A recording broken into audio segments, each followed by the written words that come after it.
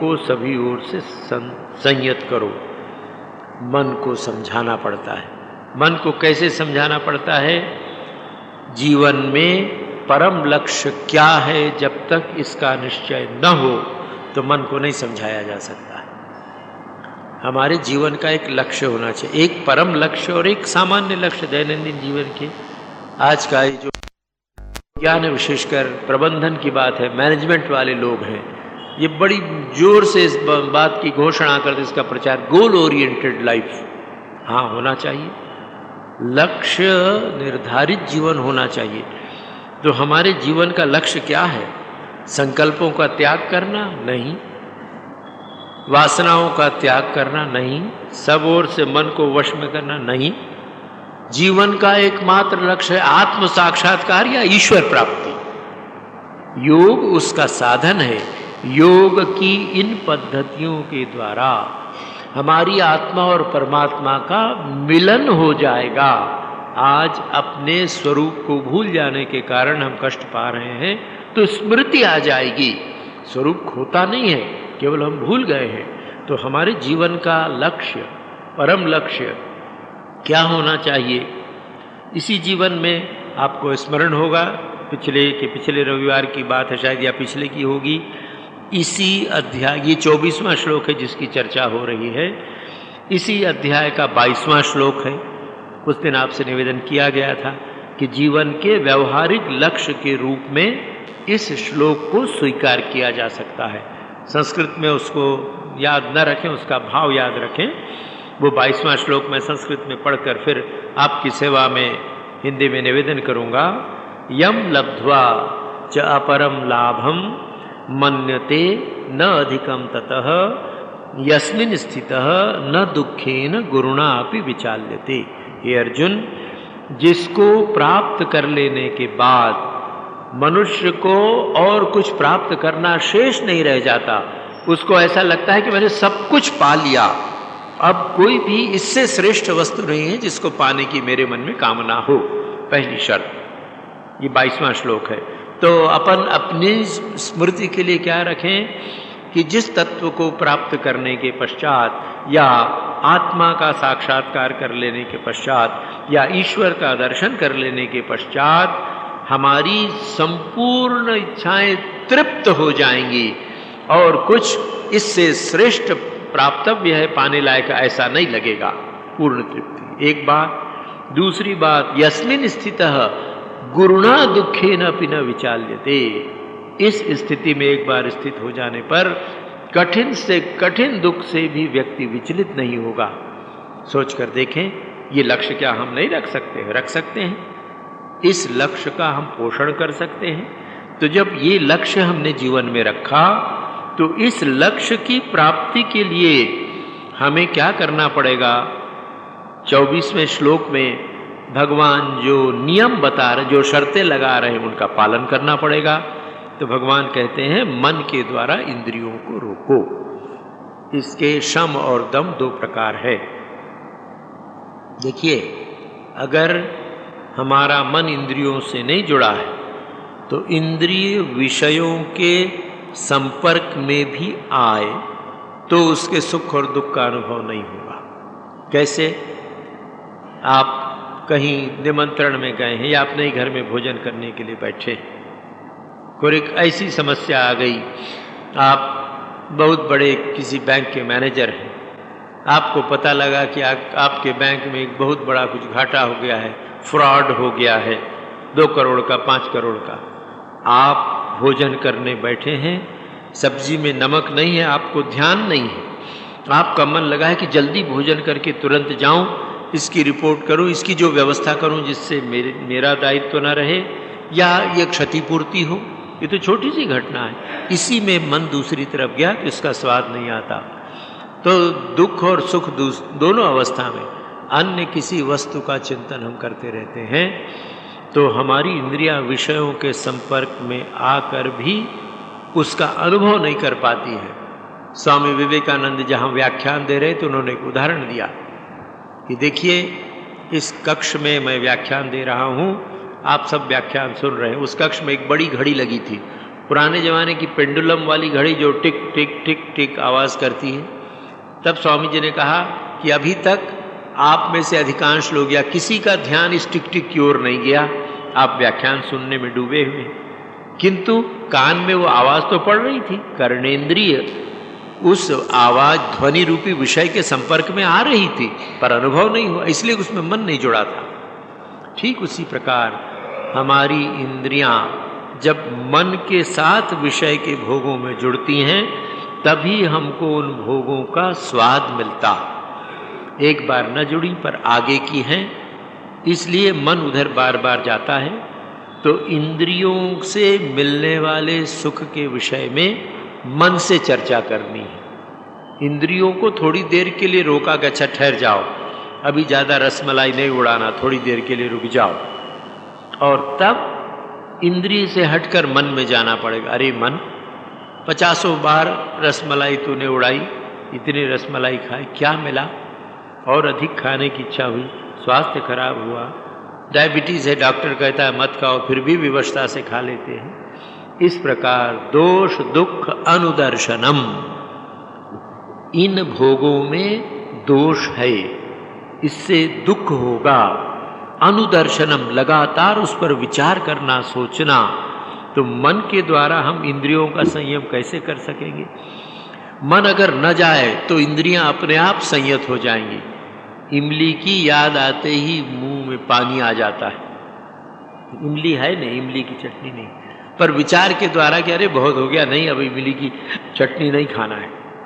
मन ने अगर समझ लिया तो इमली की चटनी में डूबे भी रहेंगे तो मुंह में पानी नहीं आएगा। मन ने समझ लिया है। ये रहस्य समझने की बात है।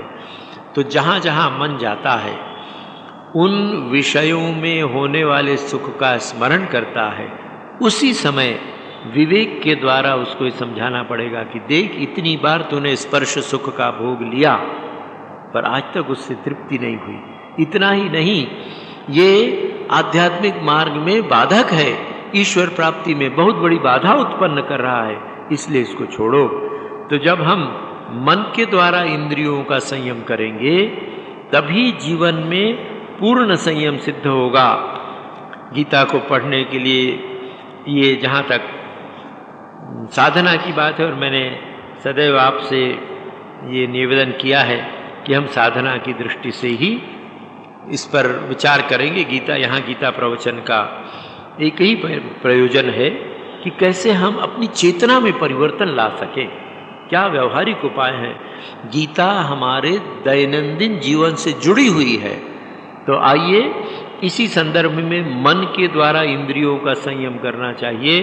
थोड़ा स्मरण करके देखें, गीता के 3 अध्याय का 6वां श्लोक। ये सब हो चुके हैं, इसलिए इसकी विस्तृत चर्चा नहीं, केवल स्मरणार्थ, जिससे हम उसका संदर्भ देख सकें, क्रॉस सेक्शन लेकर व्यवहार में ला सकें। कर्मेंद्रियाणि संयम्य य आस्ते मनसा स्मरण, यहाँ भी मन के द्वारा, आस्ते मनसा इंद्रियार्थान विमूढ़ात्मा मिथ्याचार से उच्यते। 3 अध्याय का 6वां श्लोक। भगवान अर्जुन से कह रहे हैं कि अरे अर्जुन देख, कर्मेंद्रियों को, और इसमें ज्ञानेंद्रियां भी शामिल हैं, कर्मेंद्रियों और ज्ञानेंद्रियों को हठ पूर्वक किसी व्यक्ति ने रोक लिया है जबरदस्ती से कि नहीं, अब हम आइसक्रीम नहीं खाएंगे। हठ पूर्वक मन को डांट रहा है, और तू आइसक्रीम खिलाएगा, तुझको नीम के पत्ते खिलाएंगे, ऐसा एक दंड देने की व्यवस्था। तो ऐसा कर लिया, मनसा स्मरण। अरे उस वक्त वो आइसक्रीम कितनी अच्छी थी, अमुक बेटी ने घर से बना कर लाया था दुकान से, बड़ी स्वादिष्ट थी, आज वैसे ही दिख रहा है, पर नहीं खाएंगे। कर्मेंद्रिय को, जिह्वा को तो रोक रहे हैं, हाथ को तो रोक रहे हैं कि नहीं खाएंगे। मनसा स्मरण इंद्रियार्थान, उस पहले खाए हुए आइसक्रीम से मिले हुए सुख का स्मरण कर रहे हैं, पोषण कर रहे हैं। ऐसा व्यक्ति विमूढ़ आत्मा, भगवान गाली दे रहे हैं, मूढ़ है, मूर्ख है। उतना ही नहीं, मिथ्याचारी है। इधर आध्यात्मिक जीवन की बात करता है, लोगों को दिखाता है, और जीवन में उसके विपरीत व्यवहार करता है। तो ऐसा मिथ्याचार जीवन में ना आए, उसके लिए क्या आवश्यक है?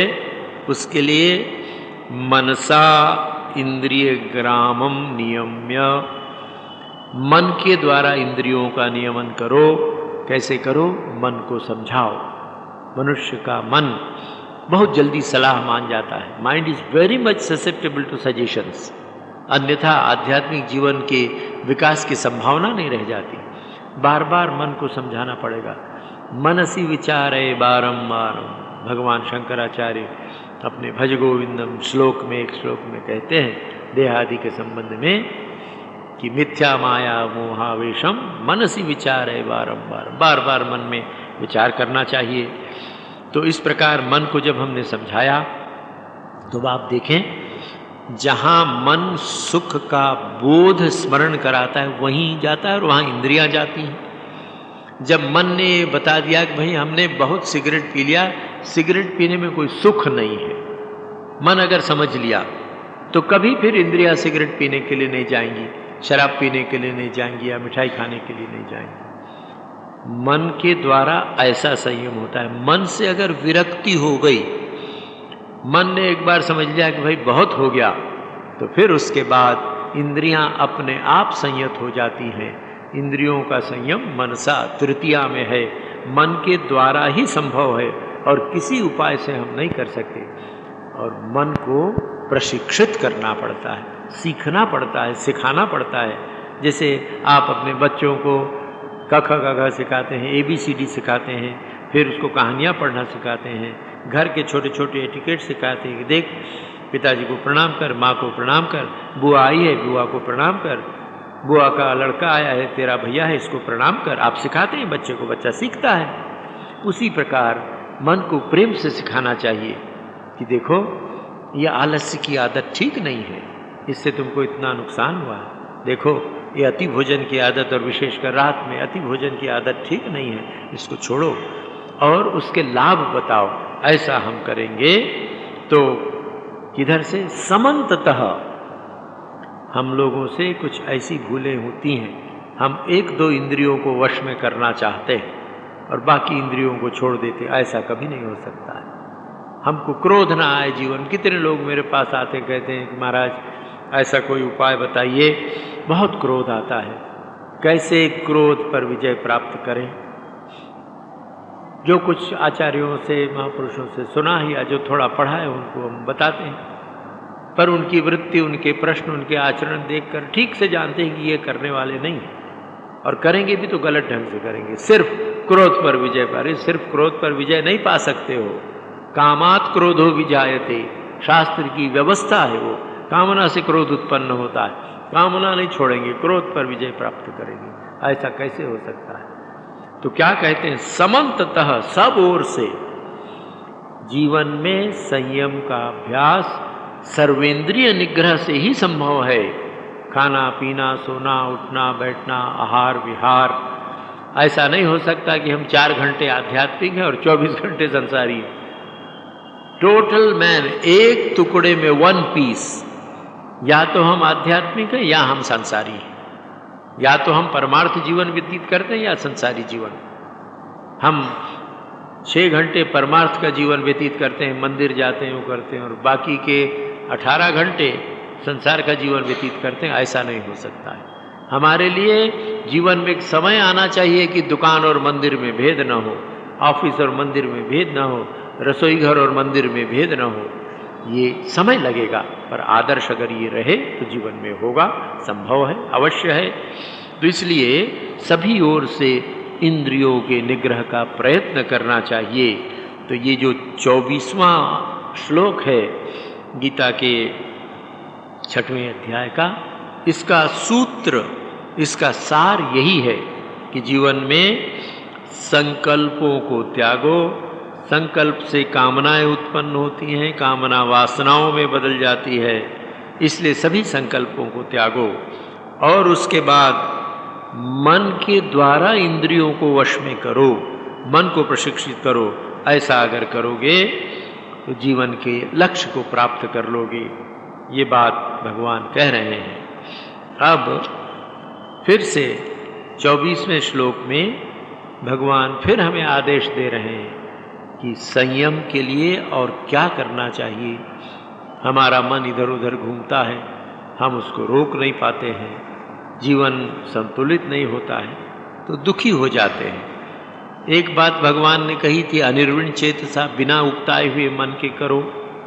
फिर 24वें श्लोक में भगवान ने 2 उपाय बताए, 3 उपाय की संकल्प के से उत्पन्न होने वाले कामों को छोड़ो, मन से इंद्रियों को। अब कैसे करें? 25वें श्लोक में उसका राजमार्ग बता रहे हैं, royal road control of mind. मन को संयत करने का राजमार्ग है। शनै शनै है ऊपर में, कैसे? बुद्ध्या धृति गृहीतया आत्मसंस्थम मनः कृत्वा न किंचिदपि चिंतये। हे अर्जुन सुन, किस प्रकार तू अपने मन को वश में कर सकेगा। यहाँ भी एक महान सूत्र है, शनै शनै, धीरे धीरे। कभी मन को संयम करने में हम जल्दी नहीं कर सकते। कोई शॉर्टकट नहीं है, कोई ऐसा विधान नहीं है कि 21 दिन में आपको ऐसी विद्या सिखा दी कि मन पूरी तरह वश में हो गया, एकदम इष्ट में निमग्न हो गया। श्योर सक्सेस वाली बात, परीक्षा के 3 सप्ताह पहले श्योर सक्सेस सीरीज पढ़ के पास हो जाओ, ऐसा कुछ इस क्षेत्र में नहीं है। जो भगवान शनै शनै ऊपर में धृति गृहीतया बुद्ध्या मनः आत्मसंस्थम कृत्वा किंचिदपि न चिंतयेत्। हे अर्जुन, धीरे धीरे धीरे क्रम से उपरति माने विरक्ति, उधर से मन को हटा लेने वाली बात, विषयों से, संसार से, उपरति माने संसार से मन का हट जाना, इंद्रियों का हटना नहीं, मन का हटना, जो विचार के द्वारा, शम के द्वारा होता है, हटा ले। धृति गृहीतया बुद्ध्या, धैर्य युक्त बुद्धि के द्वारा ही ये संभव है। ऐसा करके धृति मनः कृत्वा, कैसा? मन को उपराम कृत्वा, मन को संसार के विषयों से हटाकर तब अपने इष्ट का चिंतन करें।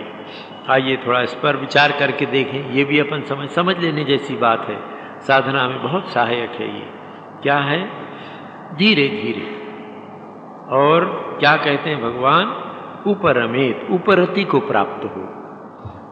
उपरति का तात्पर्य छोड़ देना नहीं है। परिस्थिति विशेष में चीजें छूट जाती हैं। कई लोग, अभी बहुत से लोग ऐसे हैं, ये अच्छा है या बुरा ये मैं नहीं कह रहा हूँ, उदाहरण आपको बता रहा हूँ। उन लोगों ने ये निश्चय किया कि 4 महीने चतुर्मास में लहसुन प्याज नहीं खाएंगे। लहसुन प्याज खाना अच्छा है या बुरा है ये मैं नहीं कह रहा हूँ, आपकी जैसी रुचि हो। उपरति कैसे होती है? तो ठीक है, वो निष्ठा है, 4 महीने लहसुन प्याज नहीं खाया, पर मन अभी 4 महीने नहीं भी लगा लहसुन प्याज खाने का, पर उससे उपराम हुआ क्या? चतुर्मास समाप्त होते ही पहला काम जो करते हैं, लहसुन और प्याज की बघार लगा के बढ़िया सब्जी बनाए, भाई 4 महीने से नहीं खाया था। तो उपराम कैसे होता है? उपरति होती है विचार के द्वारा। हम देख लेते हैं, मन को समझाते हैं कि भाई देखो, इस प्रकार के भोजन से मन में चंचलता आई है, रजोगुण बढ़ा है। सबके लिए नहीं है, आपके लिए अनुकूल हो सकता है, किसी व्यक्ति के लिए ये अनुकूल न हो। तो व्यक्ति अनुभव करता है कि लहसुन और प्याज के अधिक सेवन से मेरे मन में रजोगुण की वृद्धि हो रही है, वासनाएं उत्पन्न हो रही हैं, कष्ट दे रही हैं। ऐसा जब सोचकर ये सोचता है कि ये तो मेरे आध्यात्मिक जीवन के लिए हानिकर है, मेरे स्वास्थ्य के लिए हानिकर है, ये ठीक नहीं है, इस प्रकार विचार किया। तो इस प्रकार विचार करके उससे द्वेष के लिए, अरे बहुत बुरा है, मत देखो, उसकी तरफ मत देखो, नहीं। उपरति का तात्पर्य है जिसको हमने छोड़ दिया, उसके प्रति राग नहीं है, उसके प्रति द्वेष नहीं है। एक व्यक्ति मैं जानता हूँ, वो मांसाहारी थे, मांसाहारी परिवार में जन्म हुआ है, बचपने से मांस आदि खाए।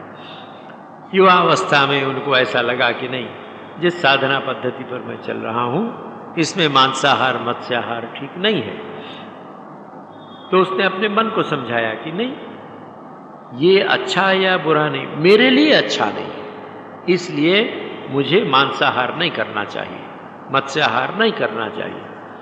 उसने छोड़ दिया। छोड़ देने के बाद अब ऐसी शत्रुता तो न हो जाए। कुछ ऐसे लोग हैं कि जिन्होंने मांसाहार छोड़ दिया और अब अगर जिस घर में मांस बनता हो उस घर का भी भोजन नहीं करते। अरे भाई, इतनी शत्रुता, इतना द्वेष उसके प्रति क्यों?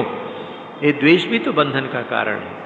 तो उस साधक ने विचार पूर्वक ये देखा कि ठीक है, मांस या मांसाहार ना अच्छा है ना बुरा है, हमारा उससे कोई संबंध नहीं है।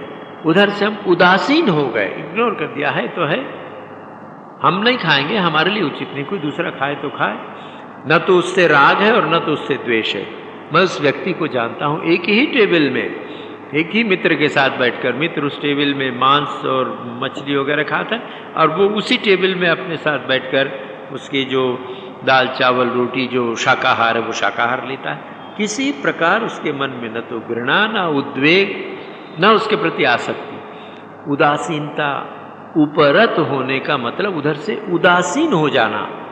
आप इस रास्ते से 50 बार आते जाते हैं, हमारे उधर एक शराब की, अंग्रेजी शराब की दुकान है, अभी है कि नहीं मुझे मालूम नहीं, यहाँ पर है।